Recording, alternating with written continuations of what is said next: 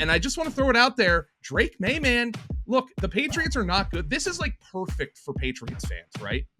They suck, but Drake Maye looks promising. That's like the kind of perfect threaded needle there. He's outscored Patrick Mahomes and in any game this year in each of his first 2 NFL starts. It's incredible. Patrick Mahomes drafted as the QB3, QB4 all summer, and he's undefeated. He's the leader for the MVP. But Drake Maye is coming in and already scoring more fantasy points than him, and he looks legit here. And he's playing. I mean, Hunter Henry's another guy at the tight end position who's been dropped a lot. He peppered him with targets last week in that London game, but he's not playing with a whole lot. But he's making things happen. He's scrambling around a little bit. So we'll see if he can keep it up here. The matchups are going to get a little bit tougher. He has a Jets matchup, Tennessee, Chicago, and Miami. So that's a pretty strong test of games here. But from what he's shown in the early going, he's pretty legit. Now the Patriots just need to get some good players around him. But this is a guy that they have something for the future here for the Patriots. What? Why are you shaking your head? You're welcome.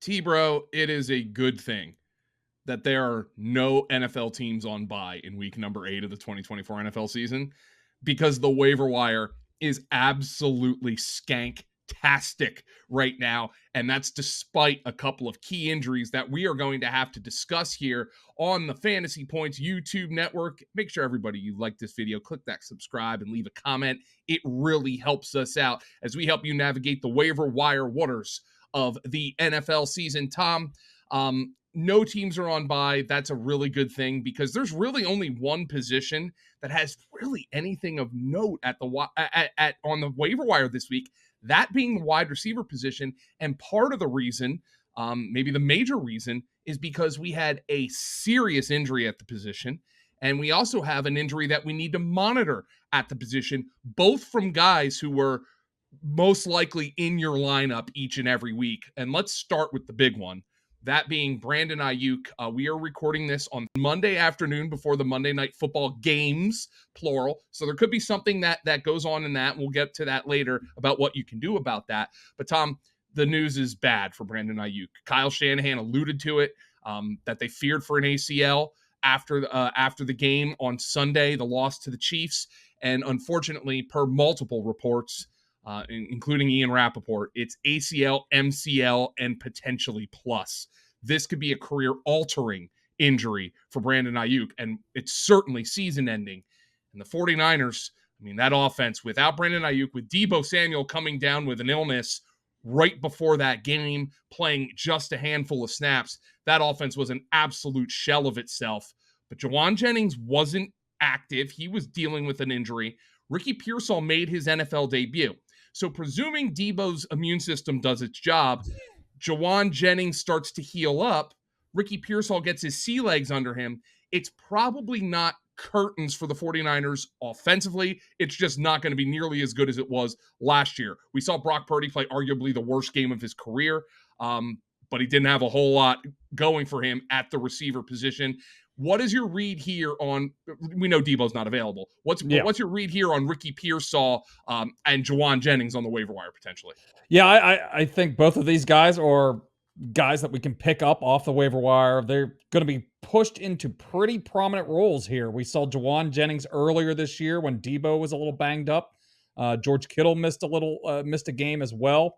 And Jennings stepped up and had the best fantasy performance of the year so far. He scored 3 touchdowns, and I'm not saying he's going to duplicate that moving forward, but we're looking at close to a 20.5% target share, a 27.2 air yard share, and an 88% route share being left behind from Brandon Aiyuk. This is a guy, he was having a down season, but he was still out there a lot and seeing a lot of targets and just wasn't converting them. So I think Jauan Jennings gets the biggest bump here. If he was, a lot of people picked him up and played him during that little stretch where he was hot and got off to a really strong start, but he's been dropped by quite a few owners, and he's at 29% ownership right now. So he may be back out there available on your waiver wire. But I think Ricky Pearsall is as the number 2 option is certainly worth a pickup here. We were all kind of caught off guard whenever the San Francisco 49ers drafted him at the end of the first round. But now that they're in this kind of a position where one of their big receivers goes down, and Christian McCaffrey's been out of the lineup here for the entire start of the season here. So now Pearsall's getting pushed into a pretty prominent role here, like he was last week. Didn't really come through for fantasy, but it was his first NFL game, and he was out there quite a bit and did see 5 targets. So maybe he's going to start playing a little bit better here with more reps. He did go through quite a traumatic event before the start of the season whenever he got shot in the chest, and the fact that he's even out there right now is victory. tells you a lot about him and his perseverance. So both of these guys need to be picked up. They are the top priorities off the waiver wire this week. We've seen Brock Purdy playing at a pretty high level until last week, going against a Chiefs defense that's smothering everybody. But I would expect both of these guys to be in contention to be wide receiver 3s the rest of the way. Tom, I know we touched on them, and we've touched on them quite a bit on the show, but they're still rostered in less than 50% of Yahoo leagues. Romeo Doubs, Dontavion Wicks. It feels like whenever you decide to start one of these guys, the other one's going to come through and vice versa. But you've been able to use them, especially Doubs, the last couple of weeks. 44% for Doubs, Dontavion Wicks, 27% in Yahoo as of recording. Yeah, Dobbs, ever since he threw his little temper tantrum and they suspended him before a game, he's been... Hiss and moan, everybody. Get your way. There you go. You get your way, and you start seeing targets, and he's taking advantage of it, though. He's showing that he deserves regular work in this offense, and it's kind of a rotation between Dobbs and Wicks, and Christian Watson was a major disappointment. He was the top pickup, one of the top pickups off the waiver wire last week, and he had just 9 yards here. And of course, Wicks goes back off after everybody picked him up and dropped him here. So it is, we're playing like a little bit of a game of roulette here with these wide receivers, but it looks like Dobbs is the one that's kind of solidified himself a little bit. He's leading. He's right there with Jaden Reed in terms of route share, and he's out in the field a little bit more than these other guys. So he has a little bit more trust right now from Jordan Love. Tom, somebody who's available in significantly higher percentage of Yahoo leagues than I would have anticipated, and I'm going to take a wild guess that it's because he was on bye this past week and people couldn't use him right away. Jalen Tolbert of the Cowboys. He's available in virtually 80% of Yahoo leagues. He's coming off a 4-for-43 game in week 6 before the bye against the Lions, which isn't great. But when you consider that the Cowboys in general laid an egg, you could put that performance in context. He led the team in fantasy points, fantasy scoring in week 5 against the Steelers. The Cowboys cannot run the football whatsoever. They have to throw it. CeeDee Lamb's been a little disappointment. Brandon Cooks is on IR. I think Jalen Tolbert is somebody who should be rostered in virtually every league at this point. Yeah, and the Cowboys have been spreading the ball around a little bit more than we've seen compared to at the end of last year when it was CeeDee Lamb just getting constantly targeted in this offense. So Brandon Cooks will be out at least 3 more games, I believe. So he's on the injured reserve right now. So Tolbert has a little bit of a runway here to take this job and kind of make it his own here. And at the very least, even when Cooks does come back, Cooks has been a guy that is moving towards the back end of his career. He's not quite the same player that he once was. So Tolbert has a chance to continue to emerge here. If he was dropped during the waiver wire period last week, might be worth consideration here. He was up near 40% ownership just a couple of weeks ago after his big performance against the Steelers. So quite a few people dropped him with the Cowboys on bye last week, but he's worth consideration if he's been dropped. Let's go to somebody who is available in your league. I can virtually guarantee it, unless you are in a dynasty league. And now all of a sudden, like, this is not the show where we're going to talk about Deshaun Watson. I think there's a legitimate chance that Deshaun Watson's career is over, let alone his season. But I think there's a reasonable expectation that, especially if Jameis Winston is the quarterback for the Browns moving forward, Cedric Tillman and this offense could be better than they were with Deshaun Watson. Cedric Tillman, available in roughly 100% of Yahoo leagues, had 8 catches for 81 yards in that loss to the Bengals. He had a 2-point conversion. Oh, and by the way, they traded Amari Cooper last week. So there is an opportunity here for the Browns, who are not contenders this year. They're not going to, barring a miracle run with Jameis, they are not going to contend this year. It is about looking to the future, looking to see what parts are going to be potentially on the next contending Cleveland Browns team. Cedric Tillman might be one of those players. Yeah, and he answered the call last week. I know some people were probably banking on Jerry Jeudy to kind of be the guy that steps up as I forgot he was on this team. I forgot know. Jerry Jeudy was on this team.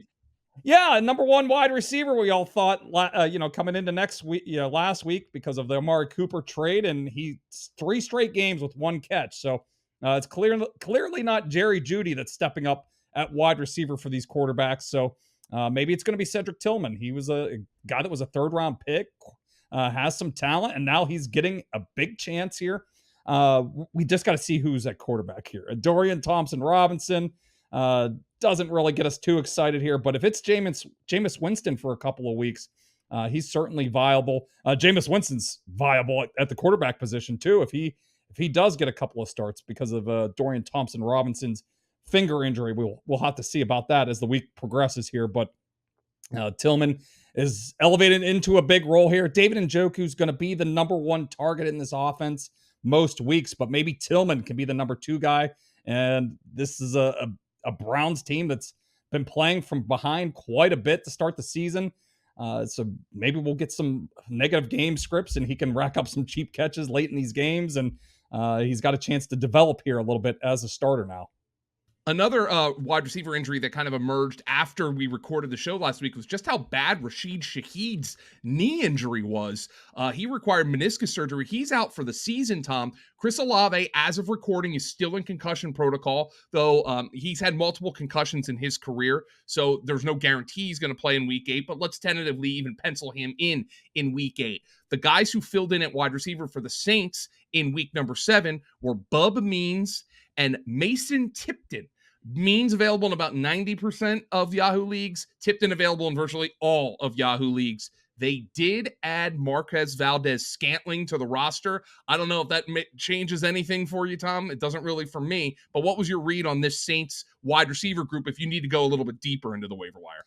Yeah, I'd still look at these guys first before MVS. Specifically Tipton. He looks like more of the Shaheed replacement here, at least temporarily. We'll see if MVS pushes him for that job. But Bub Means has kind of been the fill-in for Chris Olave's spot here the last 2 weeks. So I do think Tipton maybe as that deep threat. And he had a decent game the other day on Thursday Night Football. So maybe he can start to emerge here. But both these guys are, especially if you're playing in deep leagues right now, the Saints are getting really thin at the receiver position.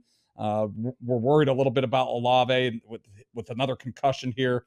It's getting really dire down in New Orleans. So these younger receivers are going to have to play a lot, and maybe Tipton or Bub Means can step up here and become usable for fantasy in the next couple of weeks. I did bury a lead here. There was another major wide receiver injury. Not as bad as Brandon Aiyuk's, but it's DK Metcalf. A report surfacing Monday that he suffered a grade 1 MCL sprain in his week to week, which could mean he misses a game, doesn't miss a game, could miss 2 or 3 games. So it's kind of in that range here. I don't think there's a receiver on the Seahawks, Tom, who's going to emerge or at least become relevant alongside Tyler Lockett and Jackson Smith and Jigba. But there is a player who kind of has almost been focused as Geno Smith's kind of guy, in my opinion, when the play breaks down. That's tight end Noah Fant, who's been quietly having a nice season. Yeah, it was kind of a quiet start. Only had 3 catches for 25 yards in the first 2 weeks, but he has started to pick up the pace here a little bit. Up over 60 yards in three of his last 5 games. And now he could have a bigger opportunity here, at least for the next couple of weeks, if Metcalf misses a game or 2, to be a big part of this offense. And JSN's been a little like a mild disappointment so far this year. Tyler Lockett is still a nice player here, but this offense is probably going to have to run through Kenneth Walker for the next couple of weeks without Metcalf. But maybe that opens up some opportunities for Fant. And this is also a potential spot. They're going up against the Bills this week.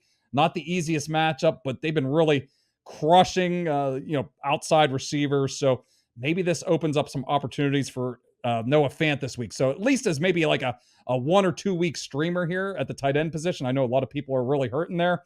Fant has a pulse here. He's shown it the last couple of weeks, and now he could have a bigger opportunity with DK Metcalf potentially out of the mix. So just a couple of notes that I want to make at the quarterback position. First and foremost, if you need a running back this week, good luck. Go trade for one because there's nothing on the waiver wire. Maybe Ray Davis earns some more snaps going forward. Tyler Goodson seems to have emerged as the guy behind Jonathan Taylor. The problem is Jonathan Taylor might be back this week. At quarterback, Tom, check if Tua is out there if you need a quarterback. He's available in roughly half of Yahoo leagues. And I just want to throw it out there. Drake Maye, man. Look, the Patriots are not good. This is like perfect for Patriots fans, right? They suck, but Drake Maye looks promising. That's like the kind of perfect threaded needle there. He's outscored Patrick Mahomes and in any game this year in each of his first 2 NFL starts. It's incredible. Patrick Mahomes drafted as the QB3, QB4 all summer, and he's undefeated. He's the leader for the MVP, but Drake Maye is coming in and already scoring more fantasy points than him, and he looks legit here, and he's playing. I mean, Hunter Henry's another guy at the tight end position who's been dropped a lot. He peppered him with targets last week in that London game, but he's not playing with a whole lot, but he's making things happen. He's scrambling around a little bit, so we'll see if he can keep it up here. The matchups are going to get a little bit tougher. He has a Jets matchup, Tennessee, Chicago, and Miami. So that's a pretty strong test of games here. But from what he's shown in the early going, he's pretty legit. Now the Patriots just need to get some good players around him. But this is a guy that they have something for the future here for the Patriots. We cover over 80 players, including defenses and kickers, on our waiver wire article at FantasyPoints.com. We also have an IDP waiver wire article at FantasyPoints.com. If you're in an IDP league, all you need to do to access those articles, brilliantly put together by Tom Bradley and Tom Simons for the IDP version, is use code YouTube25 and subscribe to any NFL standard or premium package, and you get that waiver wire article. You will be glad you did because they cover way more players than we can talk about in this short window. Make sure you like this video, subscribe to the Fantasy Points YouTube channel. It has been wonderful talking to you. No teams are on bye this week, thankfully. For Tom Brawley, I'm Joe. Take it easy, everybody. Have a good one.